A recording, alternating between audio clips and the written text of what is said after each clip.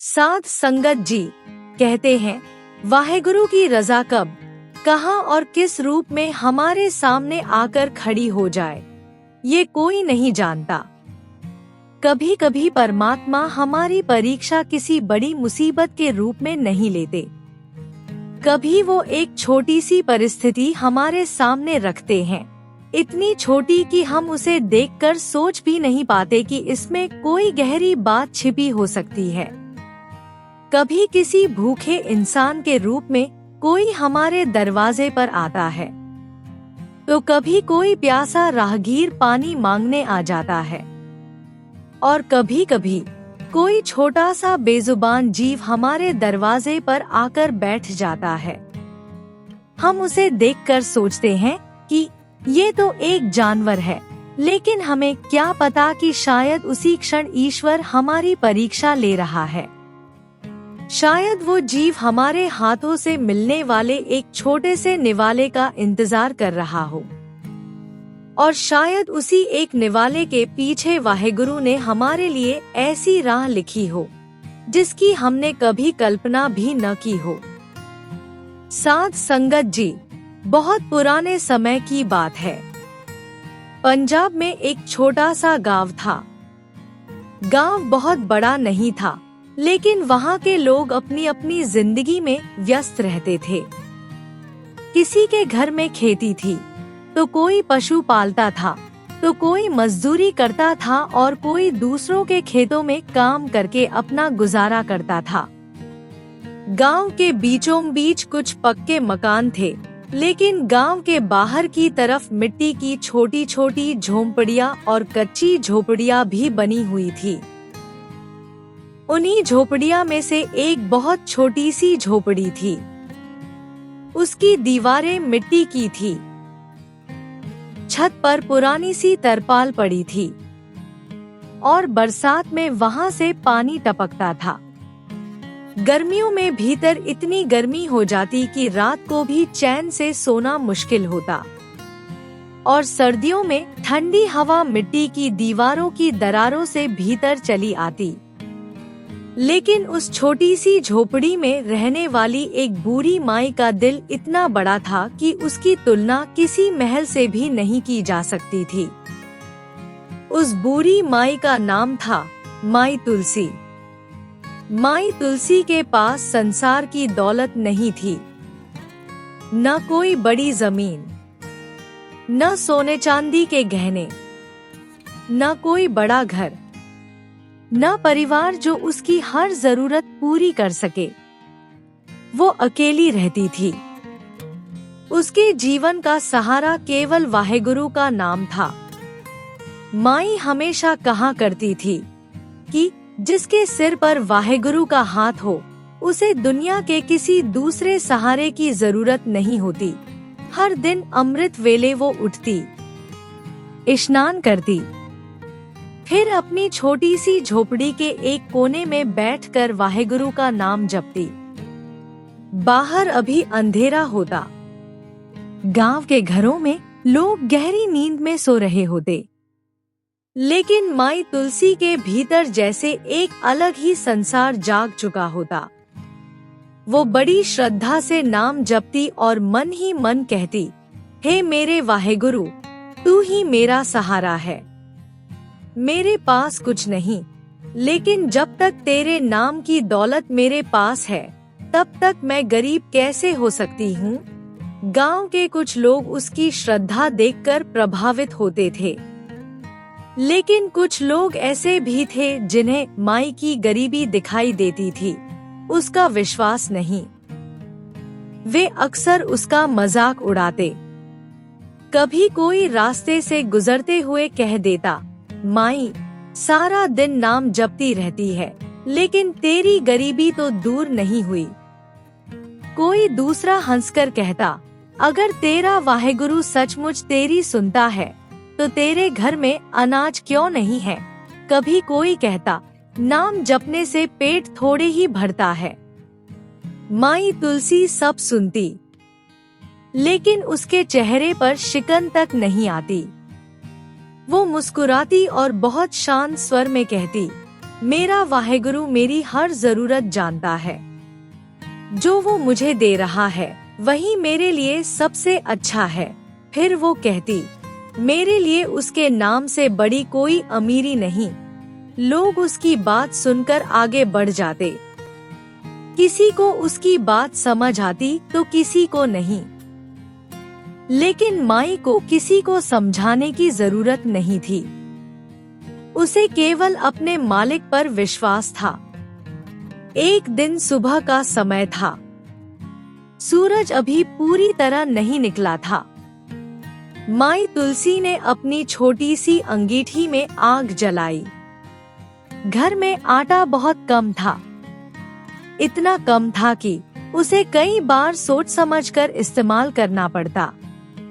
उस दिन भी उसने बड़ी मुश्किल से थोड़ा सा आटा निकाला। उससे 2 सूखी रोटियां बनाई। रोटियां बहुत साधारण थी। न घी, न सब्जी, न दाल, बस सूखी रोटी। लेकिन माई के लिए वो भी 56 भोग था। वाहेगुरु की कृपा थी। उसने एक रोटी खाने के लिए रखी और दूसरी रोटी शाम के लिए बचाने का विचार किया। वो खाना खाने बैठी ही थी कि उसने रोटी का एक टुकड़ा तोड़ने के लिए हाथ बढ़ाया ही था। तभी दरवाजे के बाहर से बहुत हल्की सी आवाज आई। माई ने हाथ रोक लिया।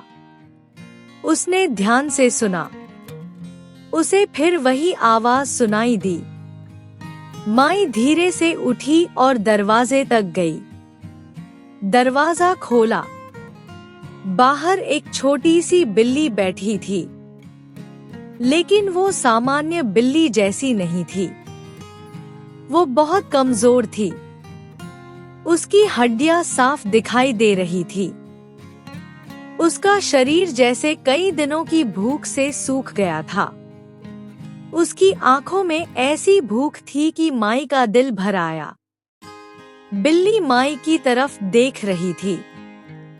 उसकी आंखें जैसे बोल रही थी, माई, मैं बहुत भूखी हूँ। माई कुछ पल उसे देखती रही। उसके सामने उसकी अपनी रोटी थी। घर में अनाज कम था। उसे पता था कि अगर वो ये रोटी दे देगी तो उसके पास खाने के लिए बहुत कम बचेगा। एक क्षण के लिए उसके मन में विचार आया, अगर मैंने इसे रोटी दे दी तो मैं क्या खाऊंगी। लेकिन अगले ही पल उसके भीतर से आवाज आई, तुलसी, ये जीव तेरे दरवाजे पर यूं ही नहीं आया। माई ने बिल्ली की ओर देखा और फिर आसमान की ओर, और मन ही मन बोली, वाहेगुरु, अगर तूने इस भूखे जीव को मेरे दरवाजे भेजा है तो शायद इसकी सेवा का अवसर भी तूने ही मुझे दिया है। उसने अपनी रोटी उठाई, फिर उसमें से आधा हिस्सा तोड़ा, फिर उसे छोटे छोटे टुकड़ों में बांटा और बड़े प्यार से बिल्ली के सामने रख दिया। बिल्ली ने पहले रोटी को देखा, फिर माई को देखा और जैसे ही उसे विश्वास हुआ कि ये रोटी उसी के लिए है, वो जल्दी जल्दी खाने लगी। माई चुपचाप उसे देखती रही। बिल्ली की आंखों में धीरे धीरे चमक लौटने लगी। रोटी खाने के बाद बिल्ली माई के पैरों से आकर लिपट गई। माई ने प्यार से उसके सिर पर हाथ फेरा और बोली, तू भी उसी अकाल पुरख की बनाई हुई रचना है जिसने मुझे रोटी दी है। जिसने मुझे जन्म दिया वही तेरा भी रक्षक है। उस दिन माई ने खुद कम खाया, लेकिन उसके मन में अजीब शांति थी। उसे खुशी थी कि उसके दरवाजे से कोई भूखा जीव खाली नहीं गया। उस दिन के बाद एक अजीब सी बात होने लगी। वो बिल्ली लगभग हर सुबह माई के दरवाजे पर आने लगी। माई के पास चाहे कितना भी कम भोजन हो, वो उसमें से बिल्ली के लिए थोड़ा हिस्सा जरूर निकालती। कभी आधी रोटी, कभी छोटा सा टुकड़ा, तो कभी जो भी थोड़ा बहुत उपलब्ध होता वो उसके साथ जरूर बांटते। गांव के कुछ लोग ये सब देखते और उस पर हंसते। एक दिन एक आदमी ने कहा, देखो तो, अपना पेट तो भरता नहीं और बिल्ली को पाल रही है। दूसरा बोला, माई को अपनी गरीबी की चिंता नहीं, बिल्ली की चिंता है। माई ने सुना, लेकिन उसने कोई उत्तर नहीं दिया। वो केवल बिल्ली की तरफ देखकर मुस्कुराई। उसके लिए बिल्ली कोई बोझ नहीं थी, ये सेवा थी, और ये सेवा उसे वाहेगुरु ने बख्शी थी। गुरु नानक देव जी की वाणी और शिक्षाओं में भी बार बार मनुष्य को बाहरी दिखावे से ऊपर उठकर सच्चे आचरण, दया, सेवा और नाम से जुड़ने का संदेश मिलता है। माई तुलसी भी शायद इसी सत्य को अपने जीवन में जी रही थी।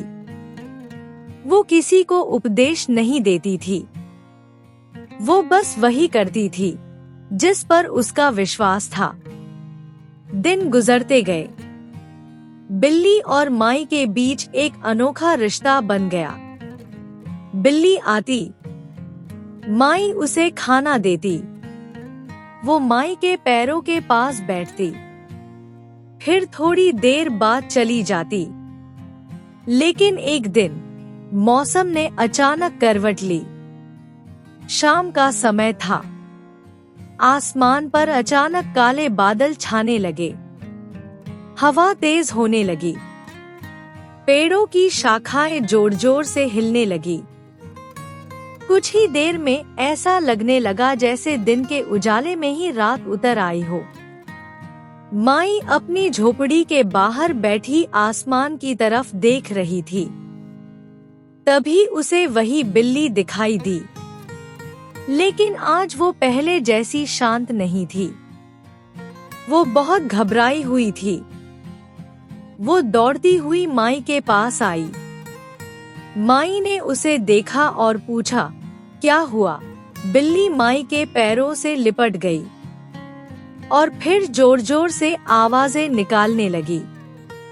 माई ने उसके सिर पर हाथ फेरा और बोली, डर मत। लेकिन बिल्ली शांत नहीं हुई। अचानक वो माई के कपड़े को खींचने लगी। माई ने सोचा कि शायद तूफान से डर गई है। वो अपनी झोपड़ी के अंदर जाने लगी, लेकिन बिल्ली बार बार उसे बाहर की ओर खींचती। माई रुक गई।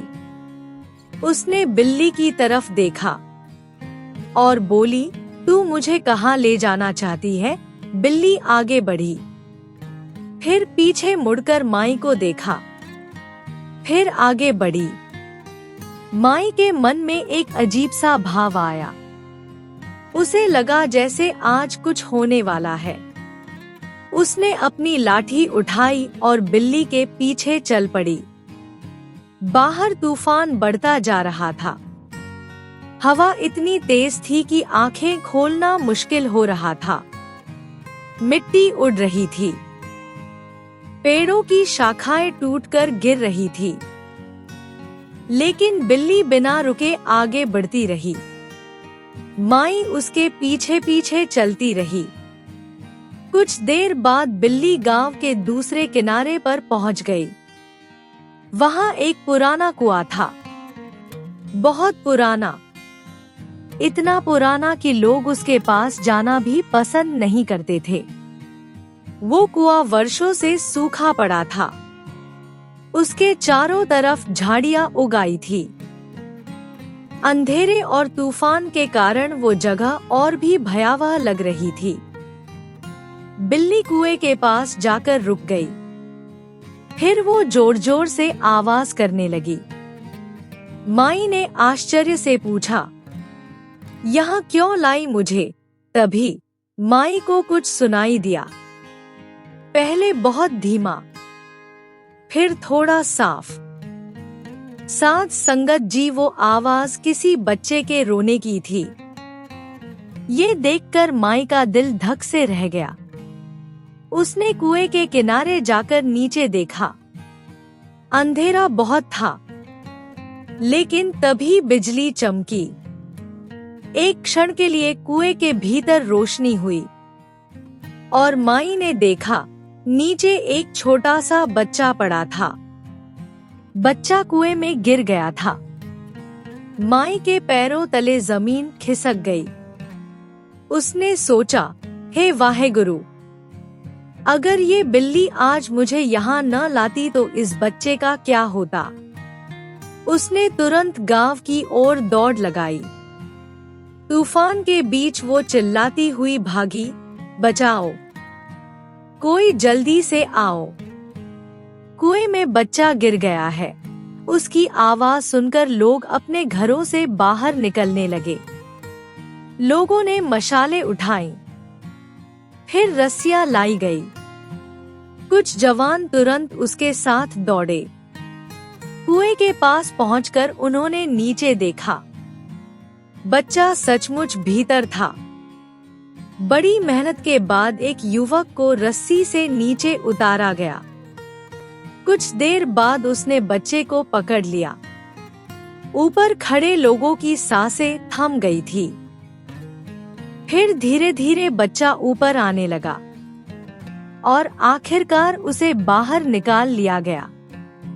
बच्चा बहुत डरा हुआ था, लेकिन जीवित था। कुछ ही देर में उसके माता पिता भी वहां पहुंच गए। बच्चे को जीवित देखकर वे रो पड़े। वे माई तुलसी के पैरों में झुक गए और बोले, माई, आज आपने हमारे बच्चे की जान बचा ली। माई ने उन्हें उठाया और शांत स्वर में कहा, मैंने नहीं बचाया। उसने अपनी उंगली बिल्ली की ओर कर दी। ये मुझे यहाँ लेकर आई थी। सबकी निगाहें बिल्ली पर टिक गईं। जो लोग पहले उस बिल्ली का मजाक उड़ाते थे, वे आज बिल्कुल चुप थे। जिस जीव को वे मामूली समझते थे, वही आज गांव के एक बच्चे की जान बचाने का माध्यम बना था। माई ने आसमान की ओर देखा। उसकी आंखें भर आईं। उसने कहा, ये सब वाहेगुरु की खेल है। उस घटना के बाद गांव के लोगों की सोच बदलने लगी। उन्हें समझ आने लगा कि किसी जीव पर दया करना व्यर्थ नहीं जाता। ऐसे ही कुछ दिन बीते।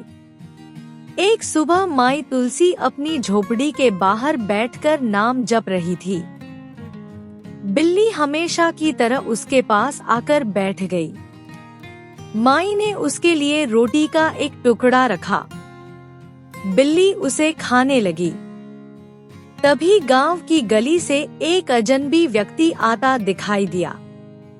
उसके कपड़े साधारण थे, लेकिन उसके चेहरे पर एक ऐसा नूर था कि देखने वाला उसकी ओर देखता रह जाए। वो सीधे माई की झोपड़ी के सामने आकर रुक गया।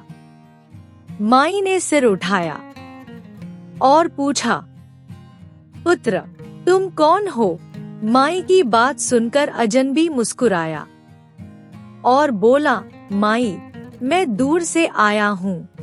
माई ने पूछा, यहाँ क्यों आए हो? उसने कहा, मुझे यहाँ आने का हुक्म हुआ था। माई कुछ पल उसे देखती रही, फिर बोली, किसने हुक्म दिया है? अजनबी मुस्कुराया। उसकी निगाह बिल्ली पर गई। साथ संगत जी, अजीब बात ये थी कि जो बिल्ली आम तौर पर अजनबियों से दूर रहती थी, वो उस व्यक्ति को देखकर बिल्कुल शांत बैठी रही। अजनबी ने अपनी छोटी सी गठरी खोली और उसे माई के सामने रख दिया। माई ने पूछा, इसमें क्या है? वो बोला, माई, ये तेरे सिदक की कमाई है। माई उसकी बात सुनकर हैरान हो गई। मेरे सिदक की? हाँ, माई बोली, मैंने तो कुछ किया ही नहीं।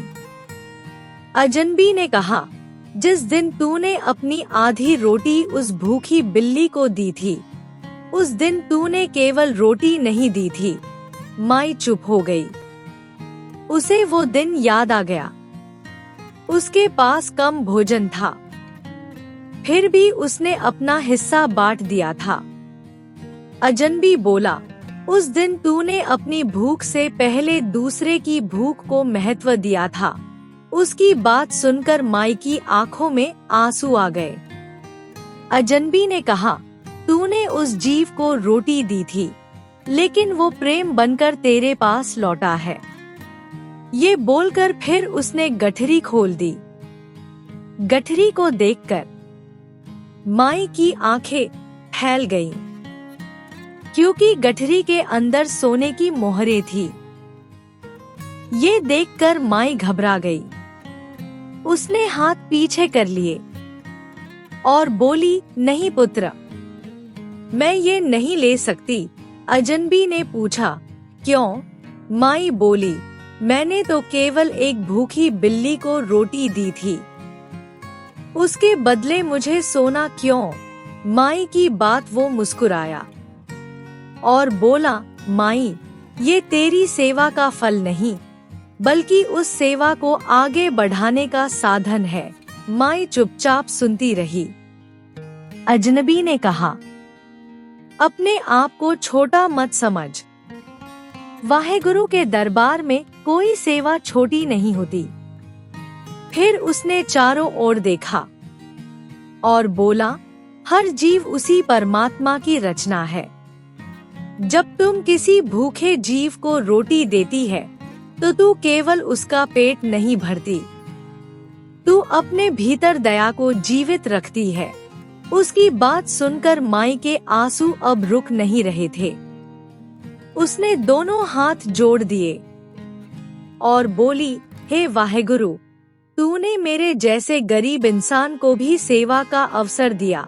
साथ संगत जी, माई ने हमें ये सिखाया कि किसी जीव को तुच्छ समझना हमारी भूल है, और सबसे बड़ी बात, उसने ये सिखाया कि वाहेगुरु को पाने के लिए केवल शब्दों की जरूरत नहीं, नाम के साथ जीवन में दया चाहिए, भक्ति के साथ सेवा चाहिए, और सेवा के साथ अहंकार से मुक्ति चाहिए।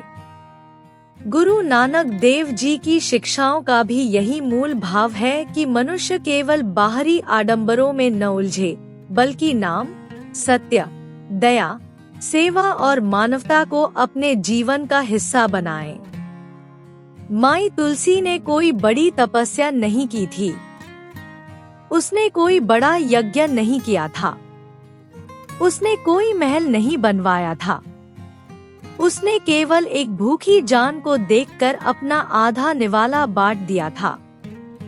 लेकिन उस छोटे से त्याग ने उसके जीवन की दिशा बदल दी, और उस सेवा ने पूरे गांव की सोच बदल दी। इसलिए अगर कभी आपके दरवाजे पर कोई भूखा जीव आ जाए, उसे केवल एक जानवर समझकर मत भगाइए। अगर आपकी सामर्थ्य हो तो उसे थोड़ा भोजन दे दीजिए। अगर कोई प्यासा हो तो पानी दे दीजिए। अगर कोई जरूरतमंद हो तो अपनी क्षमता के अनुसार सहायता कर दीजिए, क्योंकि हमें नहीं पता कि परमात्मा किस रूप में हमारी परीक्षा लेने आ जाए। हमें नहीं पता कि हमारी छोटी सी दया किसी दूसरे की जिंदगी में कितनी बड़ी रोशनी बन जाए, और हमें ये भी नहीं पता कि हमारे हाथ से किया गया कौन सा छोटा सा नेक काम हमारे अपने जीवन में कब लौट कर आए। माई तुलसी के पास शुरुआत में कुछ नहीं था, लेकिन उसके पास एक चीज थी, विश्वास। उसे भरोसा था कि वाहेगुरु उसे भूखा नहीं रखेगा, और इसी विश्वास के कारण जब उसके सामने एक भूखी बिल्ली आई, तो उसने अपनी भूख से पहले उस जीव की भूख को देखा। यही सच्ची सेवा थी, यही दया थी, और शायद यही उसकी सबसे बड़ी परीक्षा थी। उसने परीक्षा पास कर ली। फिर वही बिल्ली उसके लिए उस बच्चे की जान बचाने का माध्यम बनी। फिर एक रहस्यमय यात्री आया। फिर सेवा का फल उसके सामने आया। और अंत में उसकी पूरी जिंदगी एक संदेश बन गई। सेवा में ही मेवा है। लेकिन सेवा उस समय सबसे सुंदर होती है जब उसमें बदले की इच्छा न हो। माई ने बिल्ली को रोटी इस उम्मीद से नहीं दी थी कि उसे सोना मिलेगा। उसने इसलिए दी क्योंकि वो भूखी थी। यही निस्वार्थता इस साखी का सबसे बड़ा संदेश है। आज हम छोटी सी मदद भी कई बार इस उम्मीद से करते हैं कि सामने वाला हमें धन्यवाद देगा। लेकिन माई ने धन्यवाद की प्रतीक्षा नहीं की। उसे तो ये भी नहीं पता था कि उसकी दी हुई आधी रोटी का आगे क्या होगा। उसने केवल अपना फर्ज समझकर रोटी दे दी, और शायद इसी कारण उसकी सेवा इतनी पवित्र बन गई। संगत जी, ये साखी हमें ये भी बताती है कि किसी को छोटा समझकर उसका मजाक नहीं उड़ाना चाहिए। गांव वालों ने माई को गरीब समझा। उन्होंने उसकी भक्ति पर प्रश्न उठाए। उसकी बिल्ली को भी महत्वहीन समझा।